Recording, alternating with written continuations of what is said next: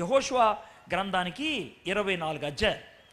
ఈ 24 అధ్యాయాల్ని ఎట్లాగా మనం ధ్యానం చేయొచ్చానంటే, మొదటి అధ్యాయంలో యెహోషువ పిచ్చి పిరుకోడు.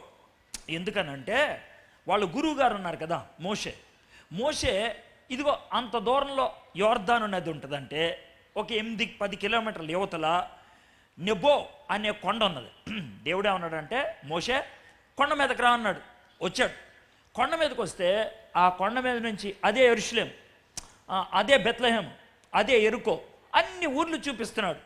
ఏంటి ప్రభా ఇక్కడ నుంచి చూపిస్తున్నావు అన్నీ అని అంటే అన్నాడు, నువ్వు అక్కడికి వెళ్ళవు, ఇక్కడే చచ్చిపోతావు. ఎందుకు ప్రభా అని అంటే, నాకు బాగా కోపం వచ్చింది నీ మీద. నేనేం చేశాను కోపపడటానికి? నీ బిడ్డల్ని 40 సంవత్సరాలు నేను కష్టపడి నడిపించి రాలేదా అని అంటే, అంతా చేసావు కానీ నేను చెప్పినట్లు చేయలేవు, అందుకే కోపం వచ్చింది. ఏం చేశాను? వారం రోజుల క్రితం నీళ్లు కావాలని నన్ను అడిగావు. అడిగితే నేనేం చెప్పాను? వెళ్ళి ఆ బండ దగ్గరికి వెళ్ళి బండా నీళ్ళు ఇవ్వవా అని అడగమన్నా. నువ్వేం చేసావు? గర్వంగా ప్రవర్తించావు, నామూషిగా అనిపించింది. అందరి ముందు బండతో మాట్లాడటం సిగ్గు అనిపించింది. కర్ర తీసుకొని బండని వేసిపెట్టి కొట్టావు. నేను ఒకవేళ నీళ్ళు ఇవ్వలేదనుకో ఏమైండేది? ఆ బండను బాదినట్టు నిన్ను బాధి చంపేసి ఉండేవాళ్ళు నీళ్లు లేక. అందుకని నిన్ను చంపకూడదాళ్ళని బండలోంచి నీళ్ళు ఇచ్చేసా. నీళ్ళు ఇచ్చింది ఎవరో? నేను.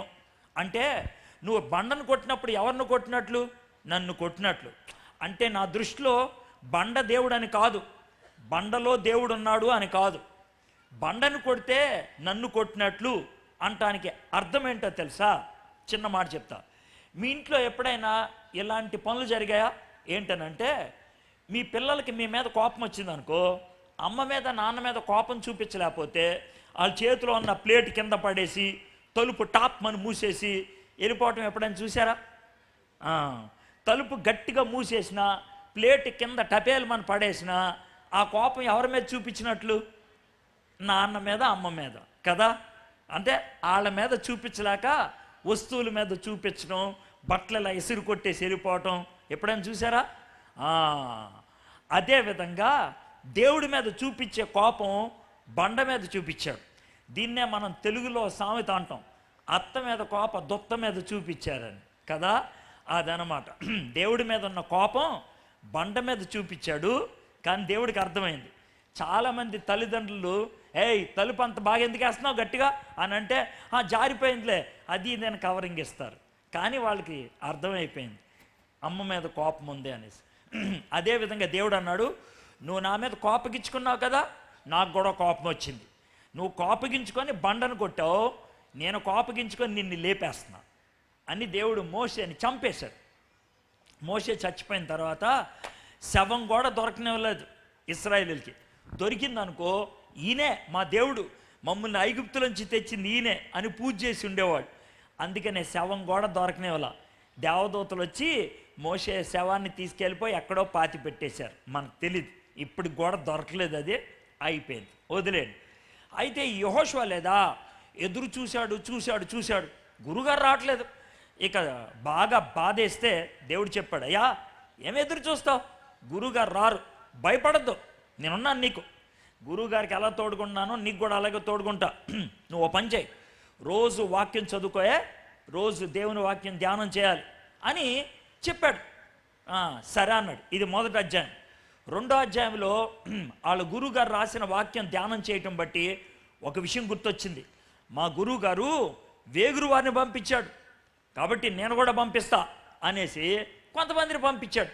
వాళ్ళు రాహాబు అనేటువంటి వేశ్య ఇంటికి వెళ్తే ఆవిడ చెప్పింది, అయ్యగారు మీరు వస్తున్నారంటే మా వాళ్ళందరికీ పిచ్చ భయం పట్టుకొని తెలుసా, మీ దేవుడు గొప్ప దేవుడు అంట కదా, యూదులను కూడా నీళ్లు తాగిపించాడంట కదా, మాకు పిచ్చ భయం పట్టుకుంది.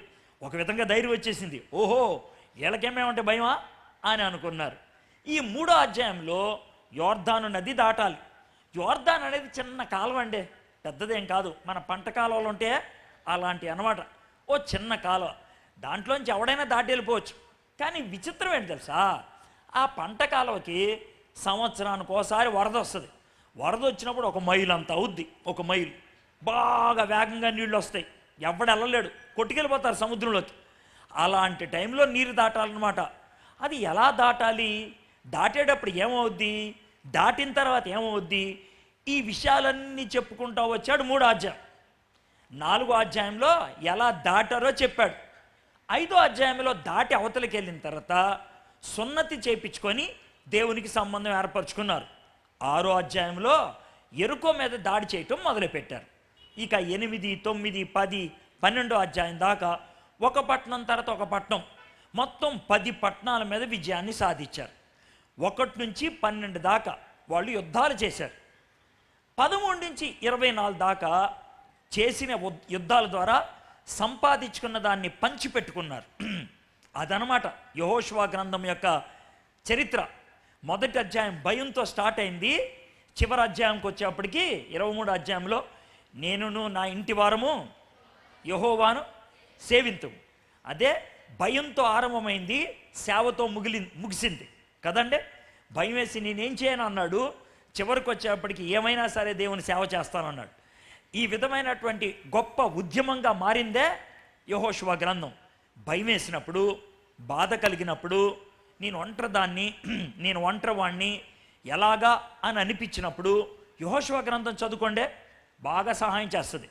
కథలాగా చదువుకుంటూ వెళ్ళిపోండి, 24 అధ్యాయాలు, గొప్ప ధైర్యం వచ్చేస్తుంది. సీరియల్ చూస్తారు అరగంట సేపు, ఏమొస్తుందో నాకు తెలీదు. అదే అరగంట సేపులో ఒక 5 అధ్యాయాలు చదువుకోగలిగితే ఎంత లాభం వస్తుందో తెలుసా, ఎంత ఊరట కలుగుద్దో తెలుసా, ఎంత ధైర్యం వస్తుందో తెలుసా, మీకున్నటువంటి బాధ క్షణాల్లో పోతుంది తెలుసా. అది యెహోషువ గ్రంథం చేయగలిగేది. ఇది యెహోషువ గ్రంథం యొక్క పరిచయం. ఇప్పుడు దీంట్లో ఒక భాగాన్ని మనం చూస్తాం. ఇప్పుడు మీ బైబిల్ తీస్తారా, యెహోషువ గ్రంథం 3వ అధ్యాయం. యెహోషువ గ్రంథం 3వ అధ్యాయం. యెహోషువ గ్రంథం బైబిల్లో 6వ పుస్తకం. మోషే గారు రాసిన 5 పుస్తకాలు, ద్వితీయోపదేశకాండం తర్వాత యెహోషువ గ్రంథం 3వ అధ్యాయం. 3వ అధ్యాయానికి జాగ్రత్త చూడండి, 17 వచనాలు ఉన్నాయి. 17 వచనాలు. ఈ 17 వచనాల్లో యోర్దాను నది ఎలా దాటాలో దేవుడు చెప్తున్నాడు. అయితే ఈ 17 వచనాల్లో ఒక మాట 10 సార్లు కనబడుతుంది. ఒక మాట ఏంటి ఆ మాట అని అంటే మందసం. చెప్పండి ఒకసారి. మందసం అనే మాట 10 సార్లు కనబడుతుంది అన్నమాట. ఎందుకు సార్ మందసం అనేది అన్నిసార్లు కనబడింది? మందసం అంటే ఏంటి? ఇది మీకు వచ్చే ప్రశ్న. ఈ యొక్క అధ్యాయంలో ఇశ్రాయేలీలు యోర్దాను నది దాటడానికి అతి ప్రాముఖ్యమైనది ఏంటి తెలుసా? మందసం. అంటే దేవుడు ఏం చెప్పాడంటే, మందసం అంటే ఏంటి చెప్తానులే. మందసం అనేది ఈ కింద పెట్టి ఉందే, ఆ పెట్టి అంత ఉంటుంది, పెద్ద పెట్టి, అర్థమైందా? ఆ పెట్టి లాంటి దాన్ని 12 మంది ముయ్యాలన్నమాట. దానికి అటు ఇటు రాడ్లు ఉంటాయి పల్లకిలాగా, ఇటు 6, అటు 6. ఆ మందసాన్ని పట్టుకొని వెళ్తే అందరూ కూడా మందసాన్ని చూడాలంట. మందసం అందరికీ కనబడతాను, కానీ ఇశ్రాయేలుని 1 కిలోమీటర్ వెనక్కి వెళ్ళిపోమంటాడు. ఇప్పుడు నేను ఇక్కడ ఉన్నాను, కొంచెం దూరం దాకా ఖాళీ వదిలేశారు. ఇక్కడ ఎందుకు వదిలేశారు తెలుసా? అందరికీ నేను కనబడాలని. స్టేజ్ మీద ఎవరెక్కితే వాళ్ళకే కనబడాలని అంత దూరం వదిలేశారు. అయితే స్టేజ్ ఎత్తారు కదా, అందుకని కొంచెం వెనక్కి వెళ్ళమన్నారు. మందసాన్ని పైకి ఎత్తలేరు కదా, అందుకే మనుషుల్ని దూరం వెళ్ళిపోమన్నారు. కిలోమీటర్ దూరం వెళ్ళిపోతే దగ్గర దగ్గర 5-6 లక్షల మంది వాళ్ళందరూ చూస్తూ ఉంటారు. చూస్తూ ఉంటే మందసాన్ని ఎత్తుతారు. మందసాన్ని ఎత్తి ముందు 6, వెనక 6 వెళ్తారు. వాళ్ళు అలా చూస్తూ ఉంటారు, దాని వెనకాలే వెళ్తూ ఉంటారు. ఎప్పుడైతే నేలల్లో కాళ్ళు పెడతారో అందరూ చూస్తున్నప్పుడు దేవుడు ఏమన్నాడు తెలుసా? మీరందరూ చూస్తున్నప్పుడు యోర్దాను నీళ్ళు అలా వెనక్కి వెళ్ళిపోతాయి, దారి ఏర్పడుతుంది 6 నెలలు. అప్పుడు నడుచుకుంటా అవతలికి వెళ్ళిపోవాలి. మందసం యోర్దాను నదిలోనే ఉంటుంది. అయితే చివరి వాళ్ళు వెళ్ళిపోయిన తర్వాత ఈ మందసాన్ని పట్టుకొని వస్తే నీళ్లు కలిసిపోతాయి. అంటే యోర్దాను నదిని మందసం ఒక విధంగా విభజించినట్లు అన్నమాట. వాళ్ళ ముందు మందసం ఉంది కాబట్టి వాళ్ళు యోర్దాను దాటేశారు. ఇది దాంట్లో జరిగింది. అయితే ఇప్పుడు నేను దీన్ని మీకు ఒక మాట చెప్తా. ఏమన్నా తెలుసా? వాళ్ళకి యోర్దాను అడ్డు, దేవుడు చెప్పిన దేశంలోకి వెళ్ళటానికి. ఆ అడ్డు దాటడానికి వాళ్ళ ముందు ఏముంది చెప్పండి నాకు? మందసం. చెప్పాలి మీరు, ఏముంది?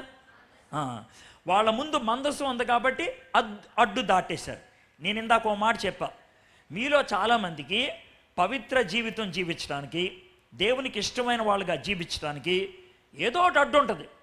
అయితే ఆ అడ్డు తొలగాలంటే మనకు కూడా ఒక మందసం ఉంటే సరిపోదు. సార్ మందసం అంటే ఏంటి? మందసం అంటే మనం కూడా ఇలాంటి చెక్క డబ్బా వాడు తయారు చేసుకోవాలా? ఇదని మందసం అని అంటే యూదులకి ఏమని అర్థం అవుతుంది తెలుసా? రే, మందసం అంటే ఏంట్రా? మందసం అంటే దేవుడు మాతో ఉన్నాడని అర్థం సార్, దేవుని సన్నిధి. అవునా? మందసం ఉంటే దేవుడు మాతో ఉన్నట్లే, దేవుడు మాతో ఉన్నట్లే అని మందసాన్ని చూపించంటారు. ఇది ఎలాగంటే మీకు చిన్న ఉదాహరణ చెప్తాను. విశ్వాసులైన వాళ్ళు కొత్తగా ఇల్లు కట్టుకున్నారు అనుకుందాం. దేవుని బిడ్డలో విశ్వాసులు ఇల్లు కట్టుకున్నారు. ఇంటి ఓపెనింగ్కి అర్థమైందా? ఆ విశ్వాసులు ఇంట్లో అడుగు పెట్టేటప్పుడు వాళ్ళ సంకలం ఏముంటుంది చెప్పండి నాకు? బైబిల్. ఎందుకని? బైబిల్ ఉంటే వాళ్ళకి ఏమిటి ఫీలింగ్? దేవుడు మాతో ఉన్నాడని. అంటే బైబిల్లోనే ఉంటాడు దేవుడు. అసలు అయినా బైబిల్లో ఉంటాడు దేవుడు? దేవుడు బైబిల్లో ఉండడు, ఉంటే మనలో ఉంటాడు. అర్థమైందా? కానీ బైబిల్ పట్టుకుంటే మనకేమనిపిస్తుంది? ధైర్యం. నేను బైబిల్ తీసుకెళ్ళద్దు అంటలా, చెప్తున్నా. బైబిల్ పట్టుకుంటే మనకేమొస్తుంది? ధైర్యం వస్తుంది. అదేవిధంగా వాళ్ళకి మందస్సు చూడంగానే దేవుడు మాతో ఉన్నాడు, ఆ ధైర్యంతో ముందుకెళ్ళిపోతారనమాట. అది మందస్సం అంటే. అయితే మరి అప్పట్లో వాళ్ళు మందస్సాన్ని వాడారు. మరి మనకి మందస్సం ఏమవుతుంది? మనకి మందస్సం ఏంటి తెలుసా? యేసయ్య. యేసయ్య మనతో ఉండేవాడు. మందసాన్ని యేసయ్యని పోలుస్తాను మీకు అర్థమయ్యేటట్టు. ఇప్పుడు చెప్తాను అసలు మందసం అంటే. మందసాన్ని తుమ్మ చెక్కతో తయారు చేస్తారు. తుమ్మ చెక్కతో తయారు చేసిన ట్రంక్ పెట్లు ఉంటాయి, పురాతన కాలమైన ట్రంక్ పెట్లు, చెక్క పెట్లు, అలా ఉంటుంది అన్నమాట. తుమ్మ చెక్కతో తయారు చేస్తారు, నల్ల తుమ్మ చెక్క. అది మందసం. ఆ నల్ల తుమ్మ చెక్కతో తయారు చేసిన పెట్టికి పైన కింద అంటే లోపల బయట ఏం చేస్తారంటే బంగారపు రేకు కొట్టేస్తారు. బంగారపు రేకు ఉంటుంది, కొట్టేస్తారు. బంగారపు రేకు మొత్తం పెట్టంతా కొట్టేస్తే పెట్టేలా కనబడుతుంది, బంగారపు కెట్లాగా. అవునా? అటు ఇటు 2 గెడబొంగులు పెడతారు, ఎందుకంటే దాన్ని మొయ్యటానికి. ఆ గెడబొంగులు కూడా ఏం చేస్తారు తెలుసా? బంగారంతో చుట్టేస్తారు. కాబట్టి మొత్తం అంతా కూడా బంగారమే ఉంటుంది. ఆ మందసం అంటే డబ్బాలో 3 వస్తువులు పెడతారు. ఏమేమి పెడతారంటే మోషే గారి 10 ఆజ్ఞలు ఉన్నాయా, అవి పెడతారు. రెండోది అహరోన్ గారి కర్ర ఉంటుంది, తాతగారి కర్ర, దాన్ని ఒకటి పెడతారు. మూడోది ఏంటనంటే ఓ చిన్న గిన్నెలో, ఓ బంగారు గిన్నెలో అంత మన్నాను పెడతారు. ఆ 3 దాంట్లో ఉంటాయి అన్నమాట. ఇది మందసం అంటే. ఆ చెక్క పెట్టి ఉంటుంది కదా, దాని మీద 2 బంగారపు దేవదూతలు ఉంటాయి రెక్కలు కప్పుకొని. అది మందసం అంటే. అది మోసుకొని వెళ్ళిపోతే దేవుడు మాతో ఉన్నాడు అని అనుకుంటారు. అయితే నేను అన్నాను కదా, వాళ్ళకి మందసం ఏంటో మనకి ఎవరది చెప్పండి నాకు? ఎవరది? యేసయ్య. ఎవరది? అవునే కదా. యేసయ్య పుట్టినప్పుడు యోసేపుకి పుట్టక ముందు యోసేపుకి గబ్రియల్ దూత ఉంటాడు తెలుసా? మరియమ్మకు బాబు పుడతాడు, అతనికి యేసు అని పేరు పెట్టండి. ఆ తర్వాత ఇంకో మాట అంటాడు, అతనికి ఇమ్మానియేలు అని పేరు ఉంటుంది. ఇమ్మానియేలు అంటే ఏంటి? దేవుడు మనకి, ఇప్పుడు మీకు అర్థమైంది కదా, దేవుడు మనకి తోడుగా ఉంటాడు, మన ముందు ఉంటాడు. ఆయన మన ముందు పెట్టుకొని నడిస్తే సరిపోతుంది. అవునా? మందసాన్ని యేసు ప్రభుతో ఎలా పోలుస్తారు సార్? మందసంలో ఉన్నది యేసు ప్రభుకి ఎలా పోలిక అవుతుంది? దాన్ని కూడా మీకు విడమర్చి చెప్తాను. మందసంలో మొత్తం 5 వస్తువులు ఉన్నాయి. ఏంటి సార్ అంటే, ఒకటి చెక్క, రెండోది బంగారం, మూడోది మోషే 10 ఆజ్ఞలు, నాలుగోది అహరోను కర్ర, ఐదోది మన్నా. ఈ 5 కూడా మనకి యేసే కనబడతాడు. ఈ 5 కూడా ఎలా కనబడతాడంటే, ఈ పెట్టిని 2 వస్తువులతో తయారు చేశారు. ఒకటి చెక్క, ఇంకోటి బంగారం. చెక్క గట్టిదా, బంగారం గట్టిదా? చెక్కే గట్టిది. అవునా? చెక్క విలువైందా, బంగారం విలువైందా? బంగారమే విలువైంది. చెక్క ఎక్కువ కాలం ఉంటుందా, బంగారం ఎక్కువ కాలం ఉంటుందా? బంగారం ఎక్కువ కాలం ఉంటుంది. ఇప్పుడు మీకు అర్థమైంది కదా, ఈ 2 వేరువేరు. ఈ రెండింటిని చూస్తే యేసేలో 2 గుణాలు మనకు కనబడతాయి. ఏంటి సార్ 2 గుణాలు అంటే, చెక్క మామూలు చౌకగా ఉండేది, బంగారం విలువైంది. యేసు ప్రభు వారు ఈ లోకంలోకి వచ్చినప్పుడు ఆయనలో 2 గుణాలు ఉన్నాయి. ఏంటి ఆ 2 గుణాలు అంటే, యేసయ్య మనిషి, యేసయ్య దేవుడు. ఇది కొంచెం అర్థమయ్యేటట్లు చెప్తాం. యేసయ్య మనిషి, యేసయ్య దేవుడు. ఎలాగ సార్ ఇది అని అంటే, ఇప్పుడు మనందరికీ కూడా దేవుడు అంటే భయం. మనందరికీ దేవుడు అంటే భయమే. కానీ నాకు భయం లేదు సార్ అని అంటారు, కానీ అంత ఉత్తుత్తులే. మీకు భయమో కాదో చెప్పమంటారా? ఒకవేళ మీరింట్లో ఒక్కళ్ళే ఉండి ప్రార్థన చేసుకుంటున్నారు అనుకో, ఎవ్వరు లేరు, ఒక్కళ్ళే ఉండి ప్రార్థన చేసుకుంటున్నారు, తలుపులు గిలుపులు అన్నీ వేసేసుకొని, ప్రభా బాగా కష్టాలు ఎక్కువైపోయినాయి ప్రభా, సమాధానం చెప్పవా, జవాబు ఇవ్వవా అని అడుగుతూ ఉన్నారు. ఎవ్వరు లేరు ఇంట్లో. ఈలోగా ఒక మగ గొంతుకుతో అమ్మా చెప్పమ్మా ఏంటి కష్టాలు అని స్వరం వినబడింది అనుకో, ఏం చేస్తారు మీరు? గదిలోంచి బయటకు పారిపోయి వచ్చేస్తారా లేదా? మరి అది దేవుడు అంటే మనందరికీ భయమే. కనబడినంతసేపు కబుర్లు ఆడతాం, కనబడితే మనందరికీ టారే, అవునా కదా? దేవుడు అంటే మనకు భయమే. ఎందుకంటే మనం పాపులు, ఆయన పవిత్రుడు, మనం ఆయన్ని ఎదుర్కోలేం. అయితే ఈ సమస్య మనకే ఉంది, దేవుడికి కూడా ఉంది. దేవుడేమో మన దగ్గరికి వస్తుంటే బాబు నువ్వు రావద్దా ఆయన పోతారు, అవునా కదా? మనం దేవుడు లేకుండా బతకలేం. అంత దాకెందుకు? ఒకసారి దేవుడు ఏమంటాడు తెలుసా? ఇశ్రాయేలీలతో ఎడారిలో ఉన్నప్పుడు, మోషే వాళ్ళందరినీ పిలు, నేను ఒకసారి మాట్లాడతానంటే వీళ్ళంతా కలిసి మోషేతో ఏమన్నారు తెలుసా? బాబు దండం పెడతాను, నువ్వే మాట్లాడాయా, మేము వినం, మాకొద్దు, నువ్వే మాట్లాడు, నీకు దండం పెడతాం అని అన్నారు. ఎందుకంటే వీళ్ళకి భయం. మనందరికీ కూడా దేవుడు అంటే భయం. సరే, ఈ భయాన్ని ఎలా పోగొట్టాలా? దేవుడు మానవుడి యొక్క సమస్యని ఎలా పరిష్కరించాలా? దేవుడు ఆలోచించి ఒక అద్భుతమైన నిర్ణయంకి వచ్చాడు. యేసయ్య ఏమన్నాడంటే, అయ్యగారు తండ్రితో పరిశుద్ధాత్ముడితో అన్నాడు, అయ్యగారు ఓ చిన్న మాట, నేను ఓ పని చేస్తాను అన్నాడు, నేను భూలోకంలోకి వెళ్తాను. నువ్వు భూలోకంలోకి వెళ్తా పెద్ద సమస్య కాదయా, వాళ్ళు పారిపోతానని. అట్లా కాదండి, నేను భూలోకంలో దేవుడిలాగా వెళ్ళను. మరి ఎలా వెళ్తావు? మనిషిలాగా వెళ్తా. నేను మనిషిలాగా వెళ్తాను కదా, అందరు నా దగ్గరికి వచ్చేస్తారు, నన్ను ఇష్టపడతారు, ఎత్తుకుంటారు. కొంతమంది గోప మీద కూడా కొడతారులే, కొంతమంది చంపుతారు, కొంతమంది మోసం చేస్తారు, కొంతమంది ఏడిపిస్తారు, నన్ను అన్ని విధాలుగా హింసిస్తారు. హింసించనే, ఏదో ఒకటి చేయని, వాళ్ళ దగ్గరికి వెళ్ళిపోయాను కదా, వాళ్ళతో ఉన్నాను కదా, నేను మనిషిని, నేను వాళ్ళతో ఉంటాను. రెండోది, నేను దేవుణ్ణి కదా, కాబట్టి మీ చేయి పట్టుకుంటాను. దేవుణ్ణి కాబట్టి మీ చేయి పట్టుకుంటా, మనిషి కాబట్టి వాళ్ళ చేయి పట్టుకుంటా, రెండు చేతులు నేను కలుపుతా. మనిషికి దేవుడికి మధ్యన వారధి, మనిషికి దేవుడికి మధ్యన మధ్యవర్తి నేనుంటా. యేసు ప్రభు వారు ఆ విధంగా ఈ లోకంలోకి వచ్చాడు. యేసు ప్రభు యొక్క పుట్టుకలో రెండు కనబడతాయి, బంగారం కనబడుతుంది, చెక్క కనబడుతుంది. చెక్క అంటే ఏంటి తెలుసా? యేసు ప్రభు వారు ఎక్కడ పుట్టారు? పశువుల పాకలో. అది ఆయన చెక్క. బాగుంటుంది ఆ పశువుల పాక, కంపు కొడుతుంది, దరిద్రంగా ఉంటుంది, ఎవరికి ఇష్టం ఉండదు, కానీ అక్కడ పుట్టాడు. కానీ యేసుప్రభు పుట్టినప్పుడు ఆకాశంలో ఏమొచ్చింది? తార, అది బంగారం. ఆయన దేవుడు, అందుకని ఆకాశంలో తార వచ్చింది. ఆయన మనిషి, అందుకే పశువుల పాకలో పుట్టారు. రెండు ఆయనలో ఉన్నాయి. ఆయన చచ్చిపోయేటప్పుడు కూడా అంతే. చచ్చిపోయినప్పుడు నా దేవా నా దేవా ఎందుకు నా చేయి విడిచావు, ఇది ఆయన మనిషి అరిచాడు. కానీ ఆ విధంగా అరుస్తున్నప్పుడు తన చుట్టూ ఏముంది? చీకటి. దేవుడు లైట్లు ఆర్పేశాడు, చీకటి. దేవుడు సూర్యుడు కనబడకుండా చేశాడు, చీకటి.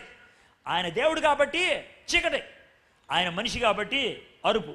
ఆయన పుట్టుకలో ఆయన చావులో దైవత్వం మానవత్వం రెండు కూడా ఇమిడి ఉన్నట్లు మనం చూస్తూ ఉన్నాం. కాబట్టి యేసయ్య దగ్గరికి వెళ్తే ఆయన మన బాధ అర్థం చేసుకుంటాడు, ఆయన మనిషి కాబట్టి. ఆయన దేవుడు కాబట్టి మనకు సహాయం చేస్తాడు. అద్భుతమే కదా?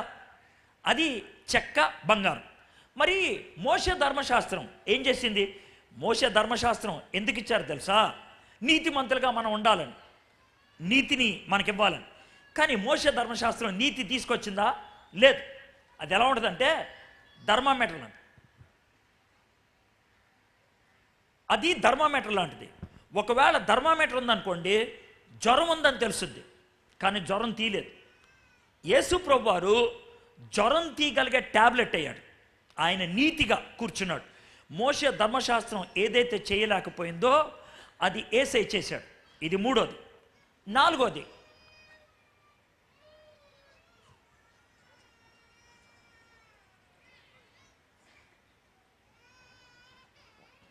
అహరోను గారి కర్ర. ఇప్పుడు కర్ర అంటే ప్రాణం లేనిది, జీవం లేనిది. కానీ అహరోను కర్రకు ఒక విచిత్రమైన పని జరిగింది. ఎప్పుడైతే ఆ మందసంలో పెట్టారో దానికి చిగురు వచ్చేసింది, బుడుంగని చిగురు వచ్చింది. అర్థమైందా? ఆ చిగురు అంటే ఏంటంటే చావులోంచి జీవం వచ్చింది. మృత్యులోంచి జీవాన్ని ఇవ్వగలిగేది ఎవరు? యేసయ్య. చివరిగా ఐదోది మన్నా, అనుదినము అవసరాలు తీర్చేది ఎవరు? యేసయ్య. ఈ ఐదుట్లో కూడా మనకి యేసయ్య కనబడుతున్నాడు, ఈ ఐదుట్లో కూడా. కాబట్టి మందసం ఏంటో మనకు అది ఎవరో? యేసయ్య. వాళ్ళు మందసం ముందుంటే యోర్దాను నది దాటిపోయింది. మన ముందు యేసయ్య ఉంటే మనకున్న ప్రతి అడ్డు ఆయన తొలగిచ్చేస్తాడు. అయితే దానికి మనం కొన్ని పనులు చేయాలి. ఏమన్నాడంటే యేసయ్య, మీకు కథలాగా చెప్తా, తర్వాత వాక్య భాగాన్ని చూద్దాం.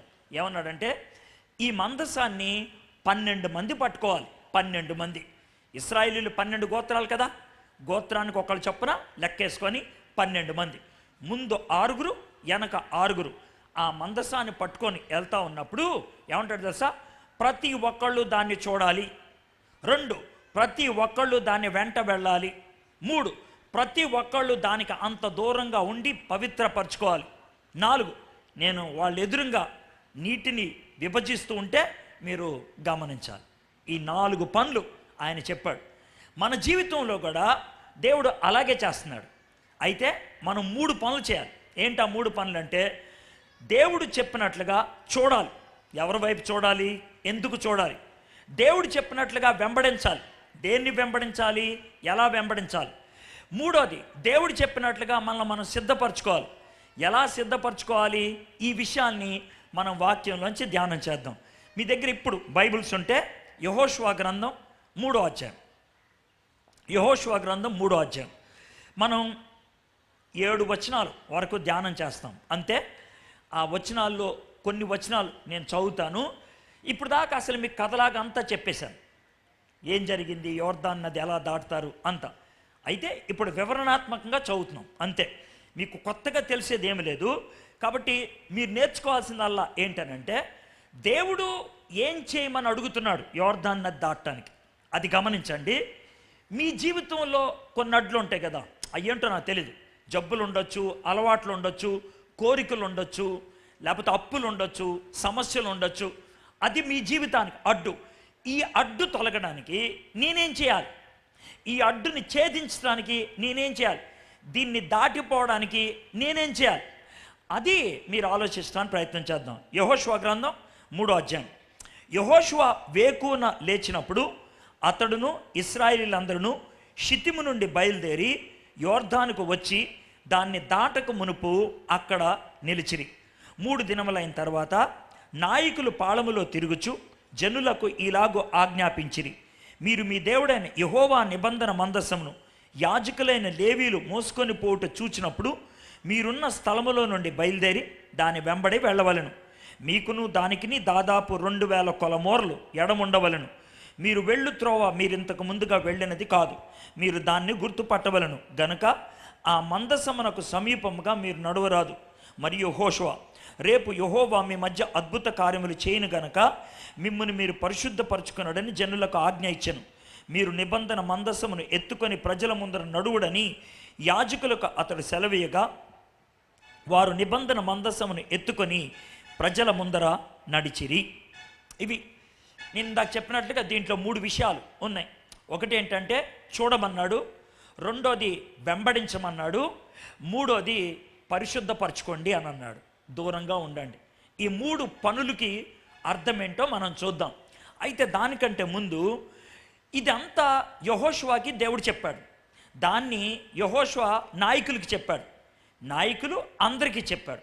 అంటే దేవుడు ఫస్ట్ యెహోషువతో చెప్తేనే ఇది జరిగింది. దేవుడు యెహోషువకి ఎప్పుడు చెప్పాడు, ఎలా చెప్పాడు? దాన్ని గమనించినట్లయితే 3వ అధ్యాయం 1వ వచనం. యెహోషువ వేకువన లేచినప్పుడు అతడును ఇశ్రాయేలీయులందరూ షితిము నుండి బయలుదేరి యోర్దానికి వచ్చి దాన్ని దాటక మునుపు అక్కడ నిలిచిరి. దేవుడు యెహోషువతో పొద్దున్నే చెప్పాడు. యెహోషువతో పొద్దున్నే చెప్పాడు. దేవుడు పొద్దున్నే మనతో మాట్లాడటానికి ఇష్టపడతాడు. ఈ విషయం గుర్తుపెట్టుకోండి. దేవుడు పొద్దున్నే మనతో మాట్లాడటానికి ఇష్టపడతాడు. మన జీవితంలో అనుదినము వచ్చే అడ్లే కానీ, లేకపోతే జీవితంలో ఉన్నటువంటి అడ్డే కానీ తొలగాలి అంటే దేవుడి దగ్గర నుంచి మనకి ఆదేశాలు రావాలి. ఏం చేయాలి, ఎలా చేయాలి? దేవుడు మనతో మాట్లాడతాడు. మీరు కొంతమంది అంటారు, సార్ సమస్యలు ఉండిపోయినాయి సార్, నిర్ణయాలు తీసుకోలేకపోతున్నాను సార్, ఏం చేయాలో అర్థం కావట్లేదు సార్, పాస్టర్ గారి దగ్గరికి వచ్చి ప్రార్థన చేయరా, సేవకుల దగ్గరికి వచ్చి ప్రార్థన చేయరా అని అడుగుతూ ఉంటారు. తప్పేం లేదు అలా అడగటం. కానీ మీరు ఒక అలవాటు చేసుకోవాలి. ఏంటనంటే, దేవుడు ప్రతిసారి మీరు సేవకుల మీద ఆధారపడాలని ఆశపడ్డు. దేవుడు కోరుకునేది ఏంటి తెలుసా? నేనే మీతో చెప్తా. ఎప్పుడు చెప్తావు ప్రభా? రోజు ఉదయాన్న నాతో గడిపితే నేను నీతో చెప్తా. ఉదయాన్నే దేవునితో గడపటం అలవాటు చేసుకోవాలి. ఉదయాన్నే దేవునితో గడపటం అంటే ఏంటి తెలుసా? మనం ఎప్పుడు లేస్తే అప్పుడు మొదట సమయాన్ని దేవుడికి ఇచ్చేయాలి. దేవుడికి ఇచ్చేటువంటి ఇదిగో ప్రభా దేవా అని అంటాం కాదు. ఆయన దగ్గర కూర్చొని కొద్దిసేపు వాక్యం చదువుకోవాలా. చదువుకున్నటువంటి వాక్యానికి జవాబుగా నీకేం ప్రార్థన అనిపిస్తే ఆ ప్రార్థన చేయాలి. కనీసం ఒక అరగంట. రోజుకి 24 గంటలు. గంటకు 1 నిమిషాన్ని తీసుకున్నా 24 నిమిషాలు. అంతకంటే ఎక్కువ ఇవ్వట్ల. నిమిషమే గంటకి 59 నిమిషాలు నీయే. 1 నిమిషం అంతే గంటకి. అరగంట సేపు అలా దేవునికి ఇస్తే దేవుడు ఆ ఉదయం అంతట్లో ఎలాంటి పరిస్థితులు వస్తాయి, ఎలాంటి షరతులు ఉంటాయి, ఎలాంటి సవాళ్ళు ఉంటాయి, అవన్నీ దేవుడు పొద్దున్నే మనకి పాఠం నేర్పించేస్తాడు. ఆ దినం మన జీవితంలో వచ్చే ప్రతి యోర్దాన్ని దాటేయచ్చు. కొంతమంది ఏమని చెప్తారు తెలుసా? సార్ నేను బైబిల్ చదువుతాను సార్, కానీ రాత్రి పడుకునే ముందు చదువుతాను అని అంటారు. కొంతమంది అంటారు మధ్యాహ్నం ఖాళీగా ఉంటుంది సార్, అప్పుడు చదువుకుంటాను అని అంటారు. చదువుకోండి. రాత్రి పడుకునే ముందు బైబిల్ చదువుతాం తప్పులేదు. మధ్యాహ్నం ఖాళీగా ఉన్నప్పుడు బైబిల్ చదవటం తప్పులేదు. కానీ నేను దాని గురించి మాట్లాడుతున్నాను. నేను దేని గురించి మాట్లాడుతున్నా తెలుసా? పొద్దున్నే లెగిసినప్పుడు ఫస్ట్ సమయాన్ని దేవుడికి ఇవ్వాలి. ఎందుకు సార్ ఫస్ట్ సమయాన్ని దేవుడికి ఇవ్వాలంటే 2 ఉదాహరణలు చెప్తాను. ఈ రెండిట్లో ఒకటైనా మీకు అర్థమవుతుంది. ఒకటి ఏంటంటే, మీరు పని చేసేవాళ్ళు అనుకోండి, పనోళ్ళు, కూలి పనులు చేసేవాళ్ళు. కూలి పనోళ్ళ మీద ఒక ఆయన ఉంటాడు. ఆయన ఏమంటారు మీరు? ముఠా మేస్త్రి అంటారు కదా. అయితే నేను ముఠా మేస్త్రిని అనుకోండి. నా కింద 10 మంది కూలోళ్ళు ఉన్నారనుకోండి. మేము ఒక 10 రోజులు పని చేయడానికి వెళ్తాం. రోజు 10 మంది కూలోళ్ళు ఫస్ట్ ఏం చేయాలి? మేస్త్రి గారి దగ్గరికి వచ్చి, మేస్త్రి గారు ఏం పని చేయమంటారు ఇవాళ అని అడగాలా లేదా? అడగకుండా పని చేయడానికి వెళ్ళారనుకో, ముఠా మేస్త్రికి ఆనందం ఉంటుందా? మనకు కూడా ఒక ముఠా మేస్త్రి ఉన్నాడు. ఆయన ఎవరైనా యేసయ్య. రోజు పొద్దున్నే ముఠా మేస్త్రి దగ్గరికి వెళ్ళిపోవాలి. అయ్యగారు ఏం చేయమంటారు ఇవాళ అని అడగాలి. ముఠా మేస్త్రిని ఒకసారి అడిగేస్తే ఆయనకు ఫుల్ ఆనందం.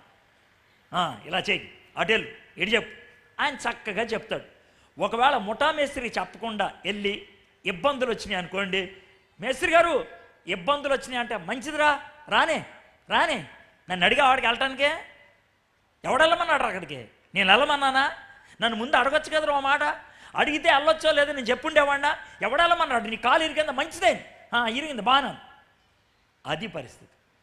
మీలో కొంతమంది కాళ్ళు చేతులు ఎరగొట్టుకున్న వాళ్ళు ఉంటారు, మొహం పగలగొట్టుకున్న వాళ్ళు ఉంటారు, డబ్బులు పోగొట్టుకున్న వాళ్ళు ఉంటారు, నష్టపడిన వాళ్ళు ఉంటారు. అని అంటే దేవుడిని అడగకుండా వెళ్ళారు, దేవుడితో చెప్పకుండా వెళ్ళారు. ఇది ఒక ఉదాహరణ. రెండో ఉదాహరణ చెప్తాను. ఏంటనంటే, కొత్తగా పెళ్ళైంది అనుకోండి. వాళ్ళిద్దరి మధ్యన, భార్యాభర్తలు ఇద్దరి మధ్యన ఏముంటుంది? బాగా ప్రేమ ఉంటుంది. అలాంటి టైంలో వేరే ఊరు వెళ్ళారు అనుకుందాం. కొత్తగా పెళ్ళైంది, నెల అవ్విందంతే, ఏదో అర్జెంట్ పని మీద వేరే ఊరు వెళ్ళారు. కొత్తగా పెళ్ళైన వాళ్ళు వేరు ఊర్లో ఉన్నారనుకోండి, రోజు పొద్దున్నే మాట్లాడుకుంటారు లేదా? చాట్ చేసుకుంటారు లేదా? అయితే ఈ పెళ్లి కొడుకు పొద్దున్నే లేచాడు, లేకుండానే వాట్సాప్ చూస్తాడు. అందుట్లో ఏం కనబడాలా? భార్య దగ్గర నుంచి ఏదో మెసేజ్ కనబడాలి. అవతల భార్య కనబడుతుంది ఏది ఉన్నట్లు. అయితే ఒక్క మెసేజ్ కూడా రావట్లేదు. అర్థమైందా? ఆన్లైన్లో ఉంది. ఓ 10 నిమిషాలు అయిపోయింది. వీడికి ఏం వస్తుంది? అనుమానం వస్తుంది, కోపం వస్తుంది. ఇది ఎవరితో చాట్ చేస్తుంది? నాతో ఎందుకు మాట్లాడట్లేదు? నేనంటే ఇష్టం లేదా? పెళ్ళి అయిపోయింది కదా, నేను లోకు అయిపోయానా అని అనుకుంటాడా లేదా? మరి మన ప్రేమికుడు ఎవరు? యేసయ్య. ఆయన పొద్దున్నే లేవగానే నా ప్రియుడు లేచాడు, నా ప్రియురాలు లేచారు అని ఆయన ఎదురు చూస్తాడా లేదా? అయితే బాగా ప్రేమించుకున్న వాళ్ళు పొద్దున్నే లేవగానే గుడ్ మార్నింగ్ బంగారం అని పంపిస్తారు. అది పంపించేస్తే ఇక హాయ్, ఇంకా తర్వాత ఎంత నడిచినా పర్లేదు. అవునా కదా? దేవుడు కూడా కోరుకునేది అదే. నాకు పొద్దున్నే గుడ్ మార్నింగ్ బంగారం అనేసాయి, నాతో కొద్దిసేపు ఉండు చాలు, నిన్ను బంగారంలా చూసుకుంటా. దేవుడు అంత సమయం మనల్ని అడుగుతున్నాడు, అంతే కదా. దానికి ఇవ్వడానికి ఏంటంట మనకి తీపిడే, దానికి ఇవ్వడానికి ఏంటంట కష్టం. మొన్న కుర్రోడు అర్థమైందా, బాబు రోజు బైబిల్ చదువుకుంటావా అన్న చదువుకుంటానన్నాడు. రైల్వేలో పని చేస్తున్నాడంట కుర్రోడు, శోధనలు ఎక్కువ వస్తున్నాయి అది ఇది అన్నాడు. బైబిల్ చదువుకుంటావంటే చదువుకుంటానన్నా అని అన్నాడు. ఎప్పుడు చదువుకుంటావు తమ్ముడు అన్న, ఖాళీ ఉన్నప్పుడల్లా బైబిల్ చదివేస్తానన్నాడు. అరే ఎలా చెప్పాడంటే, నేను అసలు ఎంత మంచివాడిని తెలుసా, ఖాళీ ఉంటే చాలు నేను బైబిల్ చదివేస్తా అన్నట్లు చెప్పాడు. అవునా తమ్ముడు, చాలా గొప్ప తమ్ముడు. అంటే ఖాళీ ఉన్నప్పుడల్లా చదివేస్తావా తమ్ముడు అంటే, అవునన్నా అస్సలు ఖాళీ దొరికితే చాలు నేను బైబిల్ చదివేస్తాను. తమ్ముడు రోజు అన్నం తింటావా అన్న అంటే, తింటానన్నా 3 సార్లు తింటా అన్నాడు. తమ్ముడు రోజు దొడ్డికి వెళ్తావా అన్న అంటే, ఒకసారి వెళ్తానన్నా అని అన్నాడు. తమ్ముడు ఎప్పుడైనా ఈ డైలాగ్ వేసావు అన్న, ఖాళీ ఉన్నప్పుడు అన్నం తింటానన్నా, ఖాళీగా ఉన్నప్పుడు దొడ్డికి వెళ్తానన్నా ఎవడన్నా అంటాడా? చెప్పు నాకు చెప్పండి, మీకు ఎంతకంటే మీకు అర్థమయ్యే ఉదాహరణ ఎవడు చెప్తాడు? ఇక సార్ ఇవాళ ఖాళీ లేదు కానీ రేపు వెళ్తానులే దొడ్డికి అని అంటాడు ఎవడన్నా? ఎవడా? నాకు ఇవాళ అస్సలు ఖాళీ లేదు సార్, ఇవాళ అన్నం తిన్నా రేపు తింటా అని అంటాడు ఎవడన్నా? అన్నం తినటానికి సమయాన్ని ఏదో విధంగా చేజిక్కించుకుంటాం, అవునా కదా. దొడ్డికి వెళ్ళటానికి ఏదో విధంగా సమయం చేజిక్కించుకుంటాం, అవునా కదా. ఈ రెండు లేకపోతే జీవితం ముందుకు వెళ్తుందా? వెళ్దాం. శరీరం ముందుకు ఎలా వెళ్దాం ఈ రెండు లేకపోతే, ప్రాణం ముందుకు వెళ్దాం వాక్యము ప్రార్థన లేకపోతే. మన జీవితం అలా అలవాటైపోవాలి, అది విషయం. యెహోషువ అలాంటోడు, పొద్దున్నే లేచి దేవుడితో ఉండేవాడు. దేవుని భక్తులు చాలామంది అలాంటి వాళ్ళే, పొద్దున్నే లేచి ఆయన ముందు కనబడేవాడు. అంత దాకెందుకు, అద్భుతమైనటువంటి ఉదాహరణ చెప్పాలంటే యేసయ్య గురించి. యేసయ్య అంట ఏం చేసేవాడు చెప్తాను చూడు. యేసయ్య రోజంతా శిష్యులతో గడిపేవాడు, వాళ్ళతో వీళ్ళతో గడిపేవాడు, అయిపోయింది కదా. సాయంత్రం 6 అయిన తర్వాత ఏ చెట్టు కిందో లేకపోతే ఏ వసార్లోనో లేకపోతే ఎవరో ఇంటి వరండాలోనో పడుకునేవాడు. అందరూ కింద కదా, మంచాలు గించాలు అంత సింగినాథం ఏమి ఉండేది కాదు, వరుసగా కింద పడుకుని పోయేవాడు. అర్థమైందా? యేసయ్య అలాగ ఒక రాయి చూసుకొని అమ్మయ్య అని పడుకునేవాడు.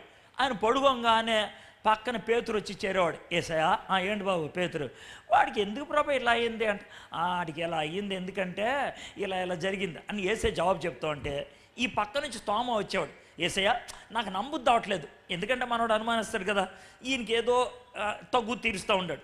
ఇలాగ తగులు తీర్చి వీళ్ళకి సమాధానాలు చెప్పి అలాగ నిద్రపోయాడు. ఇది యేసయ్య నిద్రపోయాడు. నిద్రపోయి పొద్దున్నే కోడి 3 గంటలకు కూసేది. 3 గంటలకు కూయంగానే టక్కమని లేచిపోయాడు. ఈ శిష్యులు అటు ఇటు పడుకునేవాళ్ళు కదా, బండల్లాగా పడుకునేవాళ్ళు. బహుశా యేసయ్య మీద కాలు కూడా వేసి ఉండేవాడు ఎవడో ఒకడు. అర్థమైందా? నెమ్మదిగా కాలు తీసి పక్క పెట్టి, అర్థమైందా, ఇంత చప్పుడు కూడా రాకూడదు. ఆయన ఏళ్ల మీద నడుచుకుంటూ, ఎందుకంటే చప్పుడు వస్తుంది కదా, నడుచుకుంటూ అలాగ వెళ్ళిపోయి, బైబిల్లో ఉన్నమాట, అడవిలోకి నడుచుకొని వెళ్ళిపోయి, అరణ్యములోకి నడుచుకొని వెళ్ళిపోయి, కొంచెం దూరం వెళ్ళిపోయిన తర్వాత అటు వెనక్కి చూసి దూరంగా ఉన్నారులే అనుకొని అక్కడ ఒక రాయి చూసుకొని దాని పక్కన మోకరించి తల పైకెత్తి, తండ్రి బాగున్నావా? అది యేసయ్య పద్ధతి. సార్ బాగా చెప్పారు సార్, ఇది నిజమా అని మీకు అనుమానం అనుకోండి, ఓ పని చేయండి, మార్కు సువార్త తీయండి ఒకసారి. మార్కు సువార్త 1వ అధ్యాయం 35వ వచనం. మార్కు సువార్త 1వ అధ్యాయం 35వ వచనం. అవదు అందరూ చూడాలని, మీరు తీయకముందే అక్కడ ఏముందో నేను చెప్పగలను, కాకపోతే మీ కంటితో మీరు చూస్తే మీకు అర్థమవుతుందని. చూడండి, పెందల కడనే ఇంకా రాత్రిగా ఉన్నప్పుడే, అర్థమైందా, యేసే లేచి అరణ్యములోకి పోయి ఏకాంతముగా ఆయన గడిపాడు. ఉందా లేదా మాటలు? నేను చెప్పిన దానికి ఏమైనా తేడా ఉందా? అది పరిస్థితి. యేసే అంత తోడే తండ్రితో గడపకుండా రోజంతా ముందుకెళ్ళేది కాదు. మీలో కొంతమంది అంటారు, సార్ పనులు ఎక్కువ సార్. యేసేకి కూడా పనులు ఎక్కువే, అందుకనే పనులు 6 గంటలకు మొదలవుతాయి అనుకుంటే 3 గంటలుగా లేచిపోయాడు ఈయన. మీలో కొంతమందికి 6 గంటలకే పని చేయాలి, 5 గంటలకే పని చేయాలి. మీ పిల్లలకు 6:30కి బస్సు వచ్చేస్తుంది, అప్పటికి రెడీ అయిపోవాలి, అప్పటికి టిఫిన్ క్యారియర్ కూడా పెట్టాలి, 5 గంటలకే లేవాలి. 5 గంటలకే పనులు చేయాలనుకుంటే 4:30కి లేవు, అరగంట సేపు దేవునితో గడుపు, 5 గంటల నుంచి పని చేయి. 4:30కి లేవాలనుకో, 4 గంటలు లేవు, అరగంట సేపు దేవుడితో గడుపు, ఆ తర్వాత పని చేయి. ఒకవేళ 4 గంటలు లేవాలంటే 10 గంటలకు పడుకో, 10 నుంచి 4 గంటలు 6 గంటల నిద్ర. ఒకవేళ 4:30కి లేవాలంటే 10:30 పడుకో, ముందు పడుకో, ముందు లేకో. రాత్రి 11 గంటల దాకా సీరియల్ చూడాలా, సినిమాలు చూడాలా, చిత్ర విచిత్రాలు చూడాలా, పొద్దున్న లేగరు. ఏంటంటే టైం ఎక్కడ సార్? టైం లేదుగా. దేవునితో గడపకపోతే దేవుడు నీకు సహాయం ఎలా చేస్తాడు? దేవుడు నీతో గడపకపోతే దేవుడు నీకు శక్తిని ఎలా ఇస్తాడు? ఇవ్వలేడు. యెహోషువ గడిపాడు, అందుకే యోర్దాను దాటగలిగాడు. నీ జీవితంలో ఉన్న యోర్దాను ఎప్పుడు దాటగలుగుతావు అంటే దేవుడితో నువ్వు గడిపితే. దేవునితో గడపకుండా దేవుని శక్తిని పొందడం అనేది అసాధ్యం. మీరేమనుకుంటారు తెలుసా? మీటింగ్లకు వెళ్తే శక్తి వస్తుంది, ప్రార్థనలకు వెళ్తే శక్తి వస్తుంది, పాస్టర్ల దగ్గరికి వెళ్తే శక్తి వస్తుంది, నెత్తి మీద చేయి పెట్టుకొని ప్రార్థన చేపించుకుంటే శక్తి వస్తుంది, నూనె రాసుకుంటే శక్తి వస్తుంది. అవి చెడ్డవి అని నేను అంటలేదు. శక్తి వచ్చేది దేవుని దగ్గర ఉంటే. హాస్పిటల్లో టానిక్లు ఇస్తారు, శక్తి వస్తుందా? వస్తుంది. ఇంజక్షన్లు ఇస్తారు, శక్తి వస్తుందా? వస్తుంది. ఎవడైనా ఇంజక్షన్ల మీద బతుకుతాడా? మరి దేని మీద బతుకుతాడు? అన్నం. ట్యాబ్లెట్ల మీద బతుకుతాడు ఎవడైనా? అన్నం. ఈ మీటింగ్లకు రావటం, పాస్టర్ల దగ్గర సంతగా ప్రార్థన చేయించుకోవటం, నూనె రాయించుకోవటం, ఇంజక్షన్లు పొడుచుకోవడంతో సమానం, ట్యాబ్లెట్లు వేసుకోవడంతో సమానం. కానీ రోజు బైబిల్ చదువుకొని ప్రార్థన చేస్తే అది తిండి, అది ఆహారం, అనుదిన ఆహారం. అది మనకి శక్తినిచ్చేది, అసలైన దమ్మిచ్చేది అది. యెహోషువ అలాగా ప్రార్థన చేస్తూ ఉంటే దేవుడు చెప్పిన మాట 3వ వచనం, మీరు మీ దేవుడైన యెహోవా నిబంధన మందసమును యాజకులైన లేవీలు మోసుకొని పోవుట చూచున్నప్పుడు మీరు చూడాలి. దేన్ని చూస్తావు? భయం వేసినప్పుడు ధైర్యం ఇచ్చే దాని మీద చూస్తావు. నీకు ఇటే భయం కలుగుతుంటే అటే చూడవు, భయం వేసింది కాబట్టి. నీకు ఏదైతే ధైర్యం వస్తుందో దాని వైపు చూస్తావు. నీకు ధైర్యం ఇచ్చే దాని మీద నీకు విశ్వాసం ఉండాలి. భయం వేసినప్పుడు అమ్మా అని చేతులు చాపుతావు. ఎందుకని? అమ్మ దీని నుంచి తప్పించగలదు, అమ్మ దీని నుంచి దాటించగలదు, నాన్న దీని నుంచి దాటించగలడు. ధైర్యాన్ని ఇచ్చేది నాన్న, ధైర్యాన్ని ఇచ్చేది అమ్మ. అందుకే దేవుడే ఉన్నాడు తెలుసా, నీకు ధైర్యాన్ని ఇచ్చేది నేను. నా వైపు చూడు, నా వైపు. దేవుడు నాకు ధైర్యాన్ని ఇచ్చేవాడు. దేవుని వైపు నేను చూస్తే నాకు ధైర్యం వస్తుంది. దేవుడు నాతో ఉన్నాడు, ఆ ధైర్యం మనం తెచ్చుకోవాలి. యోబు గ్రంథం తెలుసు కదా. యోబు గ్రంథానికి 42 అధ్యాయాలు. 42 అధ్యాయాలు 4 మాటల్లో నేర్పిస్తా. 4 మాటలు గుర్తుంటే యోబు గ్రంథం అంతా గుర్తొచ్చేస్తుంది. మొదటి 2 అధ్యాయాలు సమస్తాన్ని కోల్పోయాడు, నిరాశలోకి వెళ్ళిపోయాడు. నిరాశ, ఆ మాట గుర్తుపెట్టుకోండి. నిరాశ, అన్నీ కోల్పోయాడు. 3వ అధ్యాయం నుంచి 36వ అధ్యాయం దాకా 5గురు విసిగిచ్చారు. 4 మిత్రులు, భార్య, 5గురు విసిగిచ్చారు. వాళ్ళు విసిగిచ్చినప్పుడల్లా లేదు, దేవుడు నిజాయితీపరుడు, దేవుడు నీతిమంతుడు. నిజాయితీ, నిరాశ, నిజాయితీ. 37వ అధ్యాయం నుంచి 41వ అధ్యాయం దాకా దేవుడు యోబు దగ్గరికి వచ్చి 64 ప్రశ్నలు అడిగాడు. 64 ప్రశ్నలు. ఒక్క ప్రశ్న కూడా యోబు జవాబు చెప్పలా, ఏది కూడా జవాబు చెప్పలేడు. నిశ్శబ్దంగా ఉండిపోయాడు. 3 మాటలు చెప్పేప్పటికి: నిరాశ, నిజాయితీ, నిశ్శబ్దం. నిశ్శబ్దంగా ఉండిపోయాడు. చివర 42వ అధ్యాయం 2వ వచనం నుంచి అప్పుడు అంటాడు యోబు నోరు తెరిచి, దేవా నాకు ప్రశ్నలకి జవాబు వద్దు, మరి ఏం కావాలి? నువ్వు నాతో ఉంటే చాలు. నాకు పరిష్కారాలు వద్దు, మరేం కావాలి? నువ్వు నాతో ఉంటే చాలు. నువ్వు నాతో ఉంటే నాకు ఇంకా ఏ భయం లేదు. ప్రపంచం అంతా కాలిపోయినా నువ్వు నాతో ఉంటే చాలు. నిరీక్షణ 4. మొదటిది నిరాశ, 2వది నిజాయితీ, 3వది నిశ్శబ్దం, 4వది బాస్. నిరాశలోంచి నిరీక్షణకు ప్రయాణమే యోబు గ్రంథం. మన జీవితం నిరాశలో ఉందేమో, మన జీవితంలో కష్టాలు ఉన్నాయేమో, ఆ కష్టాల్లోంచి నిరీక్షణలోకి నడిపించేదే దేవుడు. ఆ ప్రయాణాన్నే విశ్వాసపు ప్రయాణం అంటారు. విశ్వాసం అక్కడికి తీసుకొస్తుంది. విశ్వాసం ఏం చేస్తుంది? భయాన్ని తీసేదు, అది అక్కడే ఉంటుంది. భయం మీద విజయాన్ని ఇస్తుంది. ఇప్పుడు గొలియాతు ఉన్నాడు, ఇశ్రాయేలీలు అంతా ఉన్నారు. ఇశ్రాయేలీలందరికీ గొలియాతును చూస్తే ఏమొచ్చింది? అయితే అక్కడికి దావీదు వచ్చాడు. అంటే గొలియాతు పోయాడా? గొలియాతు అక్కడే ఉన్నాడు. కానీ దావీదు నిలబడి రేయ్ అన్నాడు. దావీదుకి ఏముంది? విశ్వాసం, ధైర్యం. అర్థమైందా? భయం కలిగించేదాన్ని తీసేదు, ధైర్యాన్ని ఇస్తుంది. భయం కలిగించేదాన్ని తీసేది, ధైర్యాన్ని ఇస్తుంది. మీకు అర్థమయ్యే భాషలో చెప్తాను. ఏంటి అని అంటే, ఇప్పుడు పోటీలు ఉన్నాయి అనుకోండి. పోటీలో మనకంటూ అడ్డు ఒకటి ఉంటుంది. ఎలాగంటే క్రికెట్ ఆడుతూ ఉంటారు కదా, క్రికెట్ ఆడేటప్పుడు వెనకాల 3 కర్రలు ఉంటాయి. అర్థమైందా? ఆ కర్రకి బంతి తగిలితే ఏమవుద్ది? అవుట్ అయిపోయినట్లు. అర్థమైందా? నేనే ఆడటానికి వెళ్ళి ఇలా అన్నాను అనుకో, రాయ్ ఆ 3 కర్రలు తీసారా ఎరగబోతా అని అంటే ఏమన్నా ఉందా?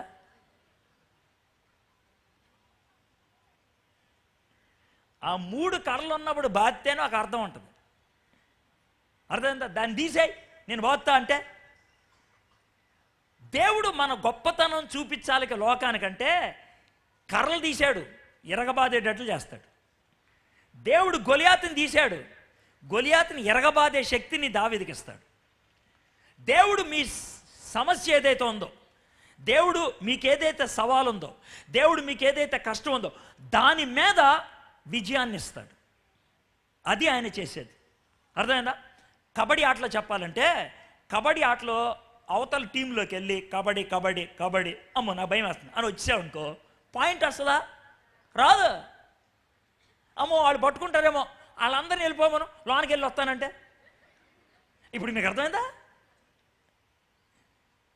మీలో చాలామంది అమ్మో కష్టాలు ఎక్కువైపోయినాయి సార్, కష్టాలని తీసేయండి అన్నాడు. అందరూ తీసేయమను, కోతకెళ్ళి వస్తానంటే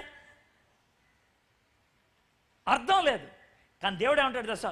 రే నువ్వు వెళ్ళు కోతకి, ఎలా నువ్వు వెళ్ళరా, నువ్వు వెళ్ళు నేను చూసుకుంటా, ఎల్లు అన్న తాకు వచ్చాయి అయిపోయినా వచ్చా. ఇది పరిస్థితి. నీ జీవితంలో కబడ్డీ నేర్పిస్తాను నేను. నీ జీవితంలో వచ్చే అనుదిన శ్రమల్లో, అనుదిన పోటీల్లో, అనుదిన సవాళ్ళల్లో కబడ్డీ ఆడుతాను నేను. పంపిస్తా కోతకి, నేను పంపిస్తా. దావీదుని పంపించాడు గొలియాతు మీదకి, ఆడు పడిపోయాడు. అవునా కదా? మన జీవితంలో కూడా గొలియాతులు ఉన్నాయి. ఒక్కొక్కడికి ఒక్కొక్క గొలియాతు. కొంతమందికి ఎంత చిన్న గొలియాతు ఉంటుందంటే, సార్ అన్నీ బాగుంటాయి కానీ నేను సీరియల్స్ చూడకుండా ఉండలేను సార్ అంటారు. కొంతమంది అన్నీ బాగుంటాయి కానీ బియ్యం తినకుండా ఉండలేను సార్ నేను. ఒక్కొక్కడికో సమస్య. అర్థమైందా? అన్నీ బాగుంటాయి కానీ సినిమాలు చూడకుండా ఉండలేను సార్, అన్నీ బాగుంటాయి కానీ సొల్లు లేకుండా ఉండలేను సార్ నేను. ఒక్కొక్కడికి ఒక్కో సమస్య. దాని మీద విజయాన్ని సాధించాలి మనం. దాంతో మనం కబడ్డీ ఆడాలి. దానికి ఏమన్నాడు తెలుసా యేసయ్య? ఇక్కడ యెహోషువతో నువ్వు చూడాలి. రెండోది, మీరున్న స్థలం నుండి బయలుదేరి దాని వెంబడి వెళ్ళవని. విశ్వాసంతో చూడాలి, విధేయతతో వెంబడించాలి. విశ్వాసం ఉంటే విధేయత ఉంటుంది. విశ్వాసం ఉంటే విధేయత ఉండటం అంటే ఏంటి తెలుసా? దావీదుతో దేవుడు చెప్పిన మాట ఏంటి తెలుసా? దావీదు గొలియాతు దగ్గరికి వెళ్ళు, గొలియాతు మీద గెలుస్తావు. సరే ప్రభా వెళ్తాను. ప్రభా ఆడు చాలా పెద్దోడు ప్రభా, వెళ్ళరా. నా వల్ల కాదు ప్రభా అంటే వీడికి విశ్వాసం ఉన్నట్లా? విశ్వాసం ఉంటే ఆడి పెద్దోడా, ఆడు లావుకున్నాడా, ఆడికి కట్టార్లు ఉన్నాయా, ఆడికి కత్తులు ఉన్నాయా, ఆడికి గన్ను ఉందా, నీకు అనవసరం. దేవుడు వెళ్ళమన్నా నేను వెళ్తా. విధేయత. విశ్వాసం ఉంటే విధేయత ఉంటుంది. విధేయత లేదంటే విశ్వాసం లేదండి. డాక్టర్ గారి దగ్గరికి వెళ్ళాం. డాక్టర్ గారు బాగా కడుపు నొప్పి వస్తుందండి. అవునా? ఇది పొద్దున్న, ఇది మధ్యాహ్నం, ఇది సాయంత్రం. ట్యాబ్లెట్ వేసుకో, 2 రోజులు వేసుకొని 3వ రోజు రా అని అంటే అనుమానంగా, అలాగనే సార్ ఏంటి అదేలండి వేసుకోమన్నారు కదా, సరే అని వెళ్ళిపోయాడు. 3వ రోజు వచ్చాడు. సార్ అస్సలు నొప్పి తగ్గట్లేదు సార్. అవునా? ట్యాబ్లెట్లు వేసుకున్నా, ఇచ్చారు. ట్యాబ్లెట్లు వేసుకోవాలంటే భయం వేసింది సార్. వేసుకోవాలి. ఇప్పుడు మీకు అర్థమైందా? మీలో చాలామంది ఆ టైప్. అర్థమైందా? అందరూ ఆ టైప్. ట్యాబ్లెట్లు జాగ్రత్త తీసుకెళ్తారు ఇంటికి. పాస్టర్ గారు 31వ తారీఖు వాగ్దానం ఇచ్చారు, అందరు పట్టుకెళ్ళిపోయారు. ఎక్కడ ఉంది? బైబిల్లో ఉంది సార్. బైబిల్ ఉందా? ఉంది సార్, బైబిల్లో ఉంది. తీసి చూపమంటారా? తారీఖు కూడా వేసాను సార్, వెనకాల తారీఖు కూడా వేసాను, నా పేరు కూడా రాసుకున్నాను. పైగా బైబిల్ ఎక్కడ పెట్టాను తెలుసా? ఈ వచ్చిన ఎక్కడ చూసి బైబిల్లో అక్కడే పెట్టాను సార్. అది ట్యాబ్లెట్ దిండి కింద ఉంటుంది, వాగ్దానం బైబిల్లో ఉంటుంది, బతుకులో ఉండదు. ట్యాబ్లెట్ లోనికి వెళ్తే పనిచేస్తుంది, వాగ్దానాన్ని జీవితంలో అన్వయించుకుంటే వస్తుంది. లేకపోతే ఏమలా లేదు. వీళ్ళు వెంబడించాలి. మొదటిది చూడాలి, రెండోది వెంబడించాలి. మీకును దానికిని దాదాపు 2000 కొల మూరల ఎడముండవలను. మీరు వెళ్ళు త్రోవ మీరు ఇంతకు ముందుగా వెళ్ళినది కాదు, మీరు దాన్ని గుర్తుపట్టవలను గనుక ఆ మందసమునకు సమీపంగా మీరు నడవరాదు. మరియు యెహోషువ, రేపు యెహోవా మీ మధ్యన అద్భుత కార్యములు చేయను కనుక మిమ్మును మీరు పరిశుద్ధపరచుకున్నాడని జనులకు ఆజ్ఞ ఇచ్చాను. పరిశుద్ధపరచుకోవటం అంటే ఏంటి తెలుసా? సిద్ధపడటం. ఇప్పుడు ఉదాహరణకి, ఇప్పుడు మీటింగ్ అయిపోయిన తర్వాత మీ ఇంటికి భోజనానికి వచ్చాను అనుకోండి, మీరేమంటారు తెలుసా? సార్ భోజనం పెట్టమంటారా అని అంటారు. అంటే సరే అని అలా కూర్చున్నాం అనుకో, మీరు నా ఇంకెలా చూస్తారు? చేయడు కూడా. ఇప్పుడు చేయి కడుక్కోవటం అనేది దేనికి సిద్ధపాటు? అన్నం తింటాను, అవునా కదా? దాన్ని పవిత్రపరచుకోవటం అంటారు. దేవుడు చేసే కార్యాన్ని చూడటానికి మనల్ని మనం సిద్ధపరచుకోవటం. నువ్వు చేస్తావు నా జీవితం, నేను రెడీ అవుతున్నా. నువ్వు ఇస్తావు, నేను రెడీ అవుతున్నా. సిద్ధపాటు. నువ్వు ఇస్తావు నాకు, అది సిద్ధపాటు. దేవుడు ఇస్తాడు, దేవుడు చేస్తాడు. దానికి కావలసిన దాన్ని నేను చేసుకుంటూ వెళ్తాను, దానికి అనుగుణంగా నేను చేసుకుంటూ వెళ్తాను. దాన్ని పరిశుద్ధపరచడం అంటారు. ఇప్పటికి 3 పనులైనవి. విశ్వాసంతో చూడాలి, విధేయతతో వెంబడించాలి, మూడోది సిద్ధపడాలి. ఈ 3 జరిగినప్పుడు దేవుడు ఏం చేస్తాడో చూద్దాం, చూసి మీకు ఇస్తాడు. 7వ వచనం. అప్పుడు యెహోవా యెహోషువతో ఇట్లనెను, నేను మోషేకి తోడైండినట్లు నీకును తోడైందనని ఇశ్రాయేలులందరూ ఎరుగునట్లు నేడు వారి కనుల ఎదుట నిన్ను గొప్ప చేయ మొదలుపెట్టాను. దేవుడా ఉన్నాడు తెలుసా? నేను నీకు రుజువు చేస్తా, ప్రపంచానికి రుజువు చేస్తా. ఏమన్నా తెలుసా? ఆ రోజు మోషేకి నేను ఎలా తోడుకున్నానో ఈరోజు నీకు తోడుగా ఉంటాను. మీరు వాక్యాలు వింటూ ఉన్నప్పుడు గుర్తుపెట్టుకోండి, మీలో కొంతమందిలో ఈ ప్రశ్న ఉంటుంది, వీళ్ళు ఎంతమంది వాక్యాలు చెప్తున్నారు, నిజమేనా? దేవుడు మనకు ప్రార్థన వింటాడా? నిజంగానే దేవుడు మనకు సహాయం చేస్తాడా? గుర్తుపెట్టుకోండి, ఇలాంటి ప్రశ్నలకు చెవులు పనిచేయవు, కళ్ళు పనిచేయవు, జీవితం పనిచేస్తుంది. అనుభవించాలి మన జీవితంలో దేవుడు రుజువుపరుచుకునేటువంటి వాడు. నా జీవితంలో ఈ ప్రాంతం వాళ్ళు బాగా అర్థం చేసుకోగలిగి ఓ సన్నివేశం చెప్పి నేను ముగిస్తాను. పోయిన సంవత్సరం మే నెల 5వ తారీఖు 4వ తారీఖు ఈ 2 రోజులు కోదాడులో దేవుని వాక్యం బోధించాం. కోదాడు అంటే నందిగామ దాటిన తర్వాత కృష్ణా జిల్లా తెలంగాణ బోర్డర్లో ఉంటుంది. 2 రోజులు. 5వ తారీఖు వాక్యం బోధించేసిన తర్వాత రాత్రి అన్నం తింటున్నాను. అయితే ఒక కుర్రోడు అనమాట మీటింగ్ అరేంజ్ చేసినాను. అన్నాడు, అన్న భోజనం అయిపోగానే కారు రెడీ, మీరు వెళ్ళిపోవచ్చు. నేను కోదాడు నుంచి తణుకు రావాలి. ఆదివారం తణుకులో 2 చోట్ల మాట్లాడాలి, ఇదే ఊర్లో తణుకులో మాట్లాడాలి. ఇది పరిస్థితి. ఇక్కడ ఒక చిన్న గ్రామం, అక్కడ పగల మాట్లాడాలి, సాయంత్రం ఒక చిన్న మీటింగ్. ప్లేసుల పేరు కూడా మర్చిపోయాను నేను మొత్తాన్ని. అది పరిస్థితి. అయితే అని అన్నాడు, భోజనం చేస్తామన్నా. భోజనం చేతులు కడుక్కునే లోపల అన్న ఓ చిన్న సమస్య వచ్చి పడింది అన్న. ఏంటనంటే కార్ డ్రైవర్ రానంటున్నాడు అన్నాడు. మరి ఎట్లాగా బాబు, పొద్దున్నే మీటింగ్కి వెళ్ళాలయా, రాత్రి 11:30 అయింది, పొద్దున్నే మీటింగ్కి వెళ్ళాలి అన్నాడు. అన్న కంగారు పడద్దన్నా, డ్రైవర్ రాడంట, కారు మాత్రం ఇస్తాడంట. ఓ ఇది ఎక్కడ తలనొప్పయా అంటే, కారు ఇస్తాడంట అన్న, నేను డ్రైవింగ్ చేసుకొచ్చేస్తాను అన్నాడు. పర్లేదన్నా అన్నాడు. సరే, మారుతి స్విఫ్ట్ డిజైర్ కారులోకి ఎక్కువ కూర్చున్నాం. నా పక్కన అతను కూర్చున్నాడు. నేను కబుర్లు ఆడుతూ ఉంటానులే, డ్రైవ్ చేద్దులే నువ్వు అన్నాడు. సరే అన్నాడు, కూర్చున్నాడు. కారు స్టార్ట్ అవుతుంది లేదు, అందరు గట్టిగా ఓ అని అరిశారు. ఏమైందా గ్లాస్ కిందకి దింపి చూసా. అన్న వెనక నుంచి కారుతుంది అన్న అన్నాడు. ఏదో కారుతుందంటే అన్నాడు. అన్న ఏసీ ఇప్పుడే ఆన్ చేశాం కదా, నీళ్ళు కారుతలే, ఎండ బాగా ఎక్కువ ఉంది కదా అని అన్నాడు. సరే అన్న, గ్లాస్ పైకి ఎత్తేసి వెళ్ళిపోతున్నాం. కోదాడ నుంచి ఏలూరు ముందు ఒక టోల్ గేట్ ఉంటుంది, అక్కడ దాకా వచ్చేసాం. దగ్గర దగ్గర 120 కిలోమీటర్లు ప్రయాణం చేసాం. ఆడికి వచ్చాం.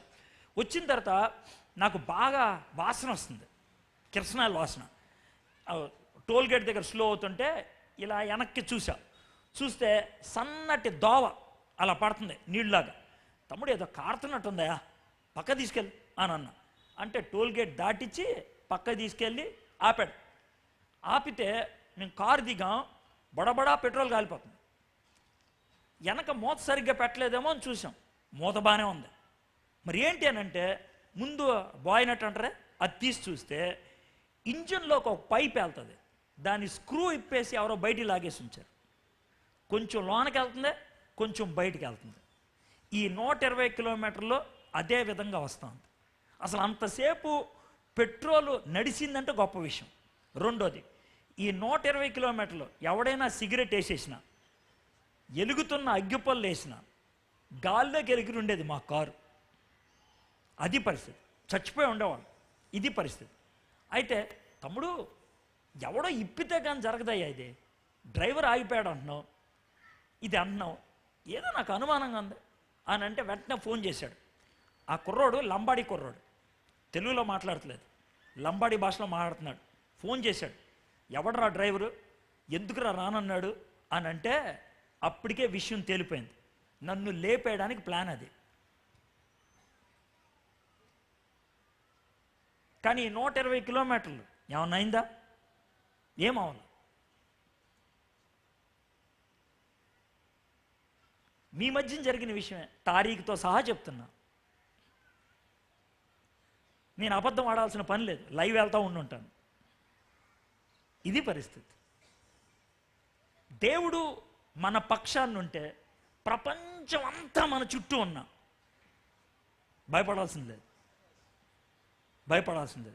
కాబట్టి నీ జీవితానికి ఉన్నటువంటి ఒక చిన్న అడ్డు, ఒక యోర్దాన్ దాటడానికి నువ్వెందుకు వెనకం చేస్తున్నావు? వాక్యం లేదా, విశ్వాసం లేదా, విధేయత లేదా, సిద్ధపాటు లేదా, ఏమి లేదు నీ జీవితంలో. ఒకవేళ ఇవి లేకపోతే, ఇవి జీవితంలోకి వస్తే ప్రపంచంలో ఏదైనా దాటేయగలవా లేదా? దాటేయగలవు. నీకు ఆ విశ్వాసం ఉంటే, దేవుడు అంత సమర్థుడు అని అనుకుంటే, ఓ 2 నిమిషాలు ఇప్పుడు ప్రార్థన చేద్దామా? తలంచండి, కళ్ళు మూసుకోండి. మీ గురించి మీరు ప్రార్థన చేయండి. మీ గురించి ఏం ప్రార్థన చేస్తారు? మీ జీవితానికి అడ్డుగా ఉన్నదేదో మీరు దేవుడితో చెప్పండి. ప్రభా, నా జీవితానికి ఇది అడ్డు, నా ఆత్మీయతకు ఇది అడ్డు, నా విశ్వాసపు జీవితానికి ఇది అడ్డు, నేను నీకు దగ్గర అవడానికి ఇది అడ్డు. యోర్దాను నది అయిపోయింది నా జీవితానికి. దీన్ని దాటడానికి నాకు విశ్వాసం కావాలి, దీన్ని దాటడానికి నాకు విధేయత కావాలి, దీన్ని దాటడానికి నాకు వెసులుబాటు కావాలి, దీన్ని దాటడానికి నేను అనుదినము వాక్యం ధ్యానం చేస్తా. వాక్యము ఖడ్గము లాంటిది, దేన్నైనా చీల్చుకొని వెళ్ళిపోతుంది. ఆ వాక్యము నీ జీవితంలో ఉంటే, ఆ విశ్వాసము నువ్వు చూపించగలిగితే, ఆ విధేయతను నువ్వు కనపరచగలిగినట్లయితే, ఆ సిద్ధపాటుని నువ్వు కలిగి ఉన్నట్లయితే, నువ్వు దాటలేంది లేదు, నువ్వు చేరుకోలేంది లేదు. ఈ మధ్యాహ్నం దేవుని సన్నిధిలో మీరే ప్రార్థన చేయండి. ప్రభా, నా జీవితానికి యోర్దాన్ అయిపోయి కూర్చుంది, ఇది నా జీవితానికి ఇది అడ్డైపోయింది, దీన్ని దాటడానికి నాకు శక్తినివ్వు ప్రభా, దీన్ని దాటడానికి నాకు శక్తి ఇవ్వు. నా జీవితంలో నేను నీకు దగ్గర అవ్వాలి ప్రభా, నా పవిత్రతలో నేను ముందుకు రావాలి ప్రభా. ఈ అడ్డుని తొలగించి ప్రభా. మనస్ఫూర్తిగా అడగండి, దేవుడు ఖచ్చితంగా మనకు సహాయం చేస్తాడు, మీకు సహాయం చేస్తాడు.